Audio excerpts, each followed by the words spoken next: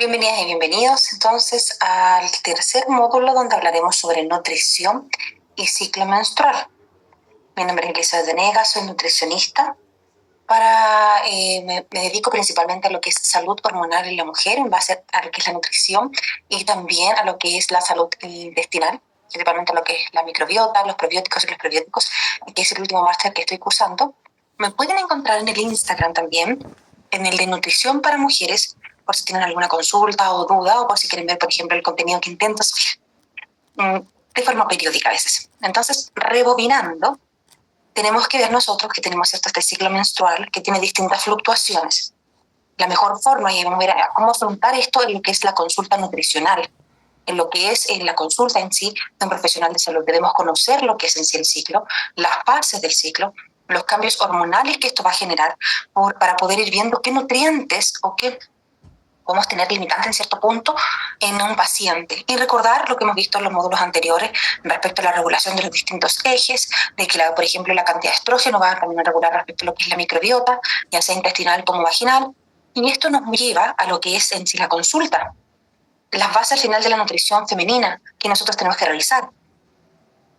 Y tenemos que primero ver una ficha clínica integrativa, una anamnesis, y ahí preguntar sobre todo los tipos, por ejemplo,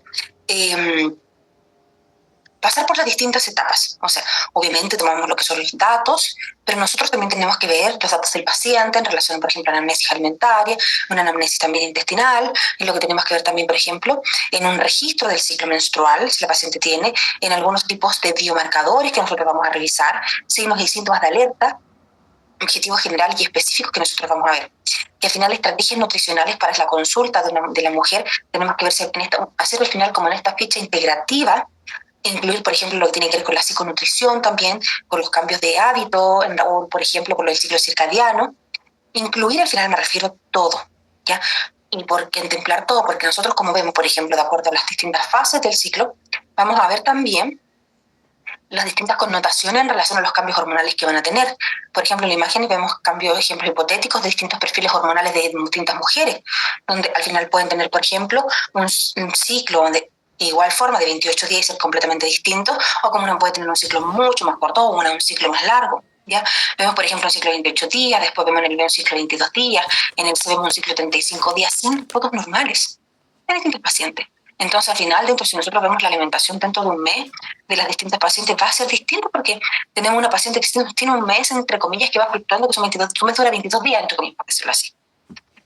Entonces tenemos que ver, por ejemplo, principalmente el registro de cuándo fue su última menstruación, duración, el tipo, las características menstruales que nosotros podemos contemplar, color, flujo, otros, la duración general que tiene el ciclo o la duración que también ha tenido en relación a fechas importantes en su vida reproductiva, a hitos importantes también que haya tenido respecto, por ejemplo, signos y síntomas de acné, cambios de apetito, digestivos, malestares, entre otros. Al final, y contemplar lo que son dentro de este registro del ciclo menstrual, por ejemplo, cómo ha sido a lo largo también de su vida reproductiva, no solo en este punto, en este año, si tuvo anteriormente, por ejemplo, algunas infecciones u otro. En general, al final hay que preguntar como de todo. Y dentro de los biomarcadores que nosotros vamos a ver principalmente, tenemos que ver en relación a la temperatura corporal, si la persona está haciendo un registro, por ejemplo, si está con el método sintotérmico u otro, tenemos que contemplar el flujo, la posición de la cervix, por ejemplo, también se puede ver, hay test también de LH para ver lo que tiene que ver con la ovulación. Entonces, al final hay que seguir la cronología del ciclo y los diferentes eventos que nosotros podemos tener para poder al final apoyarlas en lo que es el diagnóstico de algún tipo de patología o en el caso mío, por ejemplo, lo que vemos la parte terapéutica de infertilidad, cómo nosotros podemos al final apoyar a esta paciente y por qué.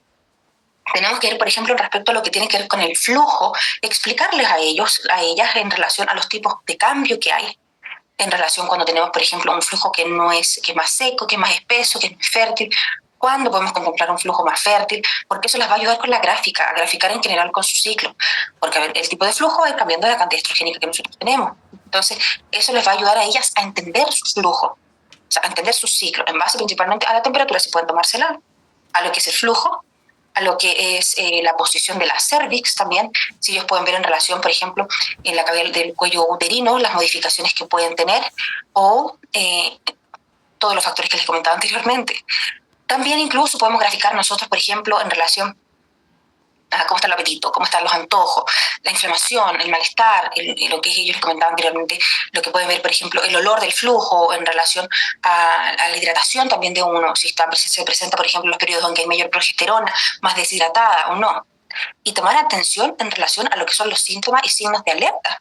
Si presenta somnolencia, si tiene falta de concentración, cambios de hábito, cambios en el líbido, por ejemplo, diarreas que pueden ser matutinas, cambios en el sistema digestivo, ya sea indigestión, meteorismo, constipación, también por el otro lado, menstruaciones que pueden ser más abundantes de lo normal, que le pueden estar generando anemia, si presenta, por ejemplo, incluso dolores de cabeza, malestares, cambios en el volumen menstrual o la ausencia incluso de la menstruación o la valoración, que podemos ver una evaluación en base a la historia clínica que pueda tener la paciente también. Si ya viene con un diagnóstico, por ejemplo, de endometriosis, ¿qué alimentación hay para la endometriosis? ¿Cómo la voy a acompañar del ámbito nutricional? Por ejemplo, lo mismo que la paciente que tiene síndrome ovario poliquístico, ¿cómo la voy a acompañar respecto a lo que viene con lo que es la microbiota y con lo que es la alimentación? Porque al final, ¿la alimentación influye en el ciclo menstrual? Claro que sí.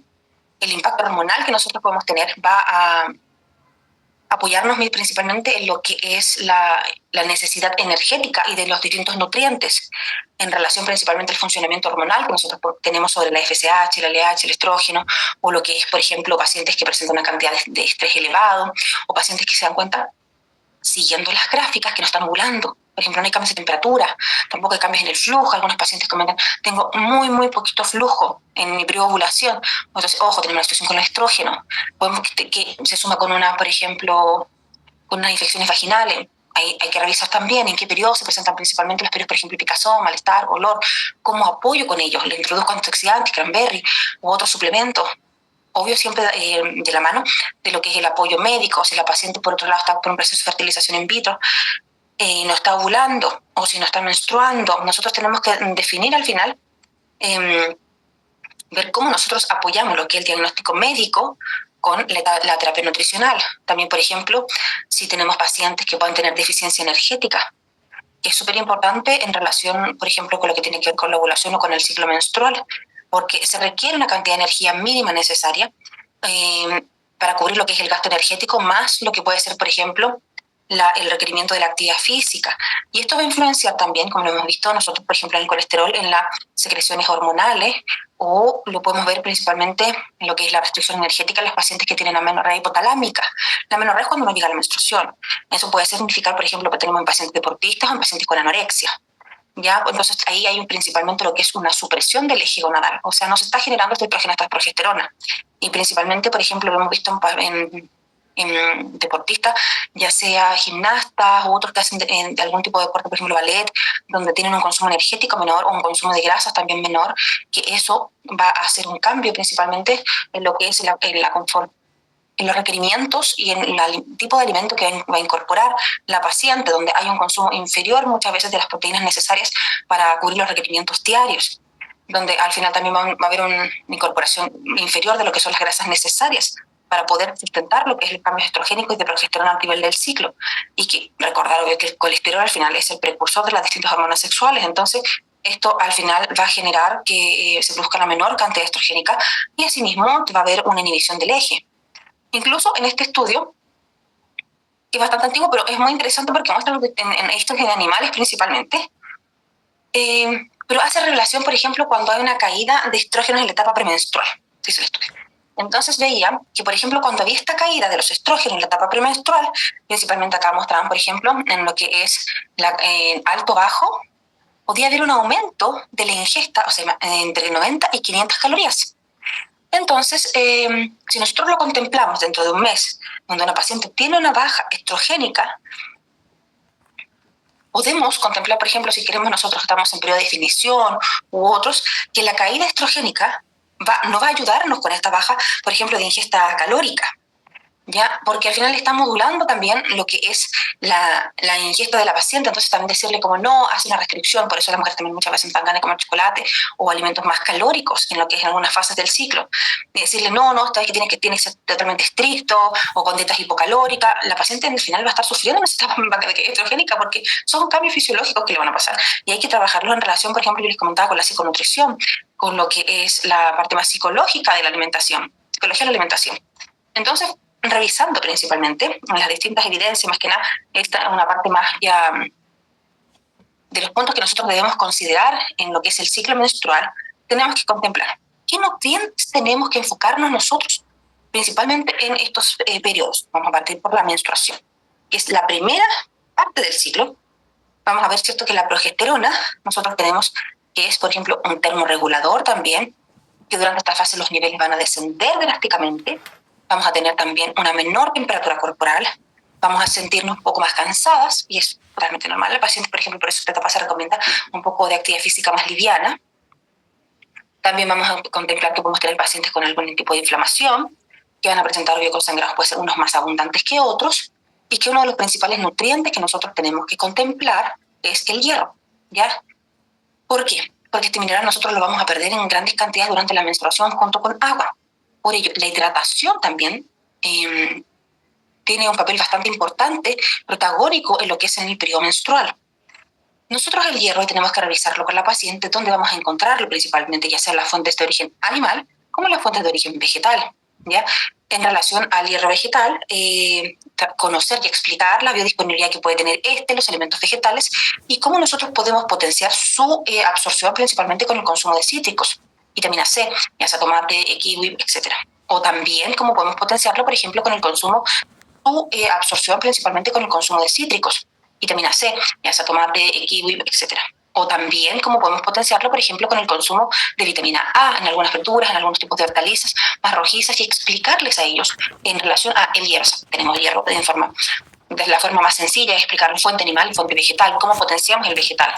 Incluirlo, y ahí lo que les conversaba yo sobre en la clase de microbiota, que fue una gráfica que vimos más rápido, que la vamos a revisar recién también, la incorporación de fibra. O sea, podemos incluir fuentes de hierro vegetales, sí, pero potenciémoslo. También tenemos que contemplar, en relación al hierro, qué alimentos debemos nosotros en la educación que inhiben la absorción del hierro, ya sea lácteos, café, té. Recordar si la persona siempre tiene que tomar té, ¿okay? Un té de rooibos, hay algunos tipos de infusiones mejor, en vez de incluirlos, por ejemplo, el café. Y en el caso de consumo, que se ha separado de las comidas. Entendiendo, también vemos que lo que es la menstruación es un proceso inflamatorio. Tenemos que aportar alimentos ricos, por ejemplo, en omega, o una alimentación antiinflamatoria en general, con especies, pueden ser especies también, o hacer una pauta de alimentación antiinflamatoria, que se da mucho, por ejemplo, incluso en los pacientes con endometriosis. Entonces, explicarle, por ejemplo, en relación a lo que tiene que ver con los omega o el ala, más que nada, ya, no tanto con nombres, pero sí explicarle, por ejemplo, que podemos encontrar los pescados, ojalá que sean pescados grasos, o pescados, por ejemplo, más pequeños por la cantidad de mercurio, o también que tenemos nosotros las semillas, y ahí podemos nosotros revisar lo que es lo que incorpora, por ejemplo, las semillas de lino u otras. Entonces, así nosotros podemos dar a entenderle al paciente en relación a este periodo menstrual. Por otro lado, tenemos que ver nosotros lo que es la fase folicular, donde ahí vemos, una vez acabada la menstruación, entraríamos en la segunda parte de esta fase folicular, ¿cierto? Ahí encontramos lo que son en relación los niveles de energía, que pueden estar aumentados, lo que puede ser, por ejemplo, un aumento de la sensibilidad a la insulina. También hay un incremento de los estrógenos. Aquí también empieza lo que es el desarrollo folicular, ¿cierto? Gracias al engrosamiento de lo que es el endometrio. Hay un aumento de la FSH hasta alcanzar, ¿cierto?, la maduración del folículo. Y es súper importante acá la incorporación, por ejemplo, de zinc y antioxidantes en relación a este crecimiento del proceso del folículo. También en cuanto a los estrógenos, deme un segundo que tengo que buscar el cargador. Deme un minuto, por favor.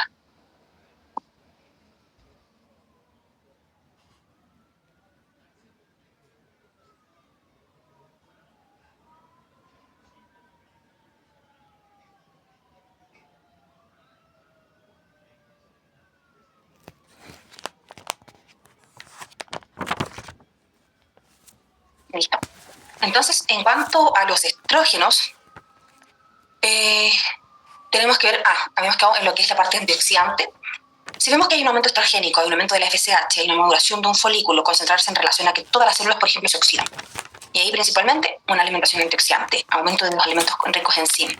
En cuanto a lo que son la parte estrogénica, debemos ver nosotros lo que es esto. Los estrógenos tienen que ser eliminados, ¿cierto? Y deben ser inactivados. Si no se desactivan, muchos metabolitos pueden causar complicaciones, por ejemplo, con lo que es el proceso o dolor o el síndrome o algunas manifestaciones como más de inflamación, hinchazón abundante. Entonces aquí también tenemos que nosotros entregarle o recomendar lo que pueden ser crucíferos, brócoli, coliflor u otras, porque esto va a ayudar también incluso lo que es la salud intestinal, ya para la reutilización de los estrógenos. ¿Qué más? Después, cuando ya pasamos a lo que es la fase folicular, tenemos que incorporar aquí en esta fase, a diferencia, o sea, la fase lútea, a diferencia de la fase folicular, hay una pequeña resistencia a la insulina. Entonces, revisar la cantidad, por ejemplo, de carbohidratos que nosotros estamos incorporando, que sean carbohidratos de forma más compleja, que es simple, en explicarle a la paciente que puede tener tendencia también a querer comer algunos alimentos, por ejemplo, más palatables, chocolate u otros, también principalmente en la etapa previa a la menstruación. El ambiente así hormonal puede dar, por ejemplo, como les comentaba, pueden sentir incluso mayor apetito, pueden tener tendencia a coger siempre alimentos más calóricos, no necesariamente dulces, pueden ser también como más papas fritas, alimentos procesados, peor calidad nutricional. En la etapa lútea hay una menor cantidad de serotonina, ¿ya? Y esto suele asociarse muchas veces a lo mismo, a lo que es las ganas muchas veces de querer comer dulces o alimentos que tengan sean más palatables, que generen más como una recompensa en relación a lo que este déficit de serotonina, esta hormona de la felicidad. También debemos contemplarlo incluso que, por ejemplo, asegurarnos la incorporación en realidad como de algunos tipos de frutas, algunas, ya sea frutas naturales, frutas deshidratadas o otros, o chocolate negro, alto en cacao, también puede ayudarnos y también incorporar lo que es el magnesio, ¿ya? ¿Por qué? Porque en esta etapa muchos pacientes presentan, por ejemplo, lo que es la dificultad para conciliar el sueño. Entonces, el magnesio es un mineral al final que actúa a nivel del sistema nervioso central, ¿cierto? Y que es bastante interesante en esta etapa, donde las puede ayudar a lo que es la conciliación del sueño. Podemos también entregarle o comentarle alimentos ricos en magnesio, es algunos cereales, algunos frutos secos, algunas legumbres, también las puede apoyar bastante. Algunas vitaminas que nosotros podemos considerar, como la vitamina A también, en relación a favorecer la síntesis hormonal, por ejemplo, de algunas hormonas sexuales, proteger del daño oxidativo al óvulo, al espermatozoide, facilitar incluso la implantación del óvulo fecundado. También podemos ver que puede ayudar en el desarrollo incluso de la placenta en el caso de los pacientes que estén embarazadas, la organogénesis o la embriogénesis, la producción de los embriones. La utilización de suplementos, por ejemplo, de betacarotenos, también se ha asociado con mayor número, calidad y motilidad de los espermas. En el caso, esto tiene que ver principalmente con fertilidad, ya no contemplando no solamente a nivel del ciclo menstrual. Y también en relación a algunos ciclos, por ejemplo, recomendar algunos alimentos obvio anaranjados. Y principalmente porque una fuente antioxidante, yo les comentaba, todas las células se oxidan, ya sea por la actividad cotidiana, por el estrés, por el deporte u otros. Entonces, en un proceso inflamatorio y oxidante que puede tener por las fluctuaciones del ciclo menstrual, recomendar antioxidantes en ciertos puntos es bastante favorable, principalmente por la erradicación de los radicales libres, ¿cierto? Que nosotros comentamos, y por la vida cotidiana actual, la cantidad de estrés que nosotros podemos tener en relación principalmente a la salud femenina, a las mujeres. Recomendar, por ejemplo, aparte de la vitamina A, la vitamina C, la vitamina E, al final una alimentación antiinflamatoria, puede apoyar bastante a nuestros pacientes con síndrome premenstrual, con endometriosis, en general con SOP o con problemas, por ejemplo, en infertilidad, cuando van a tener la implantación.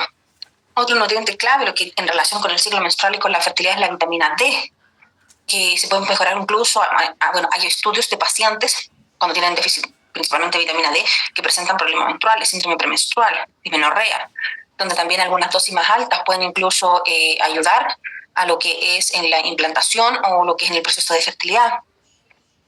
La vitamina D en sí juega un papel fundamental y yo lo veo mucho en lo que es en la parte de reproducción femenina, en la parte de fertilidad, ¿ya? Posiblemente se ha visto porque tiene su efecto también en lo que tiene que ver con el calcio, con las fluctuaciones de hormonas esteroidales sexuales, con también una función en relación a los neurotransmisores, y es uno de los nutrientes que nosotros le damos bastante prevalencia, principalmente en ¿qué? En fertilidad, en síndrome premenstrual, en pacientes con dismenorrea, en pacientes, por ejemplo, también con síndromes, por ejemplo, miomas, también es bastante importante, u otras patologías, en realidad contemplarlas siempre. Se asocia también al mantenimiento de la reserva ovárica, la hormona antimuleriana. Nosotros no alcanzamos a conversar de esto, pero nosotras las mujeres nacemos con una cantidad de óvulos, los ovocitos, desde el nacimiento que se van agotando hasta nuestro climaterio y menopausia. Entonces, eso nosotros le llamamos reserva ovárica, ¿ya? Entonces, la vitamina D es asociada con un correcto mantenimiento de la reserva ovárica. Por el contrario, pacientes con una menor dosis, con una menor concentración de vitamina D o que no cumplen los requerimientos de vitamina D es asociado con una menor reserva ovárica.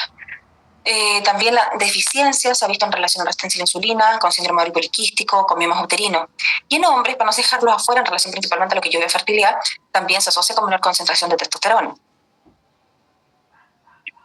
Hay un suplemento que van a escuchar cuando Merian se incorpora más en lo que es en este ámbito, principalmente en el área de la fertilidad, lo que es síndrome ovario poliquístico, que es el minoxidil, que es una sustancia perteneciente al grupo de vitamina D, ¿cierto?, que interviene en el metabolismo de las azúcares y las grasas. El minoxidil aumenta la sensibilidad a la insulina, disminuye lo que es el hiperandrogenismo, ayuda bastante con lo que es el ciclo menstrual, la regulación del ciclo menstrual, en relación, por ejemplo, a lo que es la función ovárica, a ayudarme a mejorar la calidad de los ovocitos y embriones, principalmente en las chicas que tienen síndrome ovario poliquístico. La dosis puede ser aproximadamente entre 4 gramos por día, dependiendo. Y en el caso de la fertilización in vitro, 3 meses antes de la estimulación ovárica, ¿ya? Es bastante recomendado. Algunos nutrientes que nosotros tenemos que ver, efectos principalmente en la fertilidad, recordar que nuestro ciclo menstrual, la idea es que sea un ciclo menstrual fértil, es, por ejemplo, en relación si conversamos a los carbohidratos, una alimentación con bajo contenido, por ejemplo, glicémico, puede una alta, más que nada carbohidratos, incluir carbohidratos integrales, por ejemplo, en relación a lo que tiene que ver con las grasas, al incorporar, revisar al final los nutrientes, ¿cómo se llama? Los nutrientes final como esenciales para lo que es el ciclo menstrual, porque los ácidos grasos en sí protegen principalmente lo que es sobre la fragmentación de los ADNs, ya sea a nivel como de hombre como de mujer. También los ácidos grasos, por ejemplo, trans, pueden aumentar lo que son los trastornos metabólicos y al final ejercer un efecto negativo sobre lo que es la función ovárica y también perjudicial sobre lo que es la fecundidad. Entonces es súper importante la incorporación de los ácidos grasos, por ejemplo, o la observación de los tipos de omega, que incorporar en general lo que tiene que ver con el EPA, con el DHA. En relación a las en relación a las proteínas, revisar lo que puede ser la ingesta, por ejemplo, de lácteos, contemplar muchas veces que debemos tener una correcta incorporación de lo que son los tipos de los alimentos proteicos que nos pueden entregar, por ejemplo, calcio, pero ojo, por ejemplo, con los lácteos. No es una cosa que tiene que ver con la lactosa, simplemente porque los tipos de lácteo, por ejemplo, es un alimento que aumenta en relación al yogur, la cantidad de insulina en relación a otros, y en algunos procesos, por ejemplo, de que nosotros queremos que mantengan las pacientes con menor inflamación, se prefieren vegetales, por ejemplo, bebidas vegetales, ¿ya? También porque pueden alterar incluso lo que es la calidad del semen, también en fertilización, y lo que es en relación a las carnes, preferir siempre lo que es carnes blancas en relación al pescado o pollo. Algunos antioxidantes que nosotros debemos contemplar y lo que, bueno, aparecen después principalmente las vitaminas, que algunas que conversamos ya, y algunos minerales, obviamente aquí aparece la eliminación de mercurio. Les recomiendo buscar el código QR de esta investigación, porque ahí pueden ustedes poder ver las referencias uno a uno de lo que estaba conversando.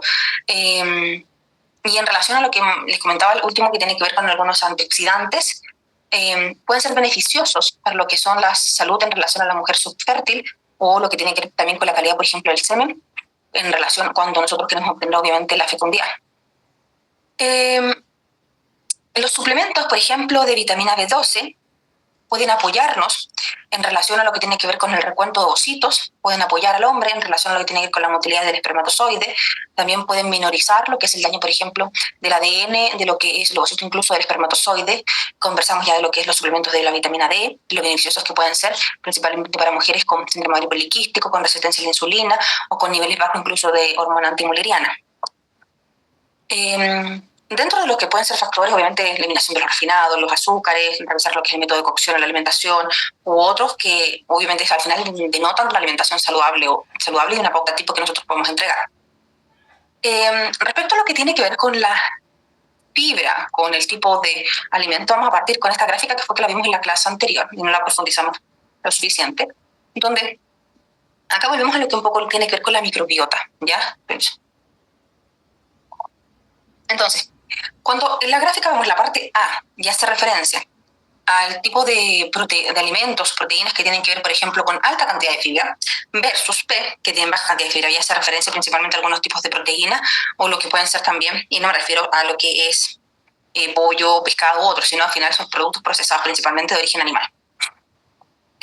Si volvemos a la parte A, vemos que frutas, verduras u otros, lo que nos van a producir son al final, o lo que se llama los MAC también, que son los carbohidratos no digeribles, van a apoyarnos a la creación de lo que es los ácidos grasos de cadena corta, donde van a hacer que haya una correcta cantidad de microorganismos o microorganismos relacionados con el metabolismo saludable, una correcta capacidad de secreción de mucus, estos ácidos de cadena corta, como tenemos el propionato, el acetato y el butirato, una correcta o una disminución del pH luminal, también distintos tipos de procesos que van a generar al mismo tiempo que hay una disminución de la glucosa y un proceso energético saludable, a que haya una estimulación, ¿cierto?, glucosa-insulina normal. Que por el contrario, y ahí nos enfocamos principalmente ahora en lo que tiene que ver con la alimentación, en relación, uno, que esta alimentación va a generar también una mayor proteólisis y va a generar asimismo un aumento de microorganismos proteolíticos.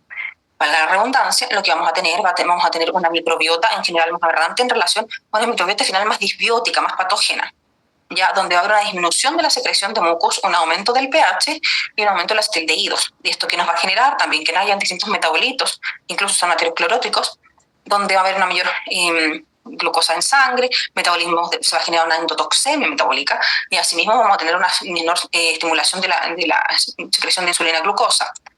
Entonces, sin contemplar que además de lo que pueden ser los procesos en relación a lo que pueden ser la incorporación de estos polisacáridos no fermentables o polisacáridos fermentables no digeribles versus lo que pueden ser, por ejemplo, algunos alimentos proteolíticos o alimentos al final en base a azúcares o proteínas bajas en fibra, lo que es en relación a la digestión también de estos pacientes. Y recordar que nosotros tenemos que unir conceptos, no solo lo que tiene que ver con nutrientes, sino también en relación, por ejemplo, a lo que tiene que ver con una correcta digestión, pacientes que van una vez al baño, 2 veces al baño, 2 veces al baño con suerte a la semana. Y la idea es que podemos nosotros llegar a una correcta digestión con la alimentación, que el paciente entienda que realmente tiene que ir todos los días, 1 o 2 veces, que la incorporación de distintos nutrientes también van a ayudar a que tenga una mejor salud intestinal, y al mismo tiempo una mejor salud vaginal, ¿cierto? Como en relación a la microbiota, y en relación también, por ejemplo, a lo que es la regulación hormonal. De la dieta mediterránea, lo que yo les comentaba es que a nivel de salud digestiva y que tiene que ver también a nivel de salud del ciclo, es uno de las dietas que tiene más evidencia científica en relación a los distintos procesos que nos pueden ir generando, principalmente en este caso habla de lo que es la microbiota intestinal, en relación a lo que es, por ejemplo, la menor estrés oxidativo, disminución de la inflamación, mejor función del sistema inmunológico, en relación a la sensibilidad a la insulina, la obesidad, etc. Y que nos apoya al final a nosotros en relación con esta correcta introducción de alimentos y nutrientes, en relación a una disminución de lo que es la disbiosis y una mejora de la eubiosis intestinal. Y si nosotros al final juntamos todo lo que hemos conversado en estas jornadas, podemos ver que esto también va a generar una disminución de algunos patobiontas, algunos microorganismos patógenos, mejorando al final lo que es la diversidad en el intestino y asimismo ayudando que este intestino, ya sea en el estrombóloma u otro, nos ayude con la regulación hormonal, que principalmente algunas cosas que nosotros vemos, por ejemplo, el síndrome ovario poliquístico, o que se ven en lo que es la regulación hormonal del síndrome, o en el síndrome premenstrual. Entonces, las mujeres que están planificando regular lo que es su ciclo menstrual o la salud hormonal con la nutrición o en el proceso de fertilidad, ya sea natural o asistido, deben seguir dentro de todas formas una alimentación equilibrada, variada, con distintos contenidos, por ejemplo, de carbono complejo, fibras, grasas saludables, proteínas de origen vegetal, vitaminas, minerales, ahí vemos, de lo que es una alimentación al final balanceada. Obvio, nosotros podemos incorporar lo que son la parte de los suplementos en el ciclo menstrual, lo que revisamos ahora, como también si la paciente tiene después algunas otras patologías, en revisar lo que es de la evidencia científica, algunos suplementos con cada patología. Pero siempre con el fin de que estas PIC hormonales, esta regulación hormonal, apoyarla a nosotros desde el ámbito nutricional y de suplementación. Espero que les haya gustado esta clase, muchas gracias y quedo atenta a sus preguntas.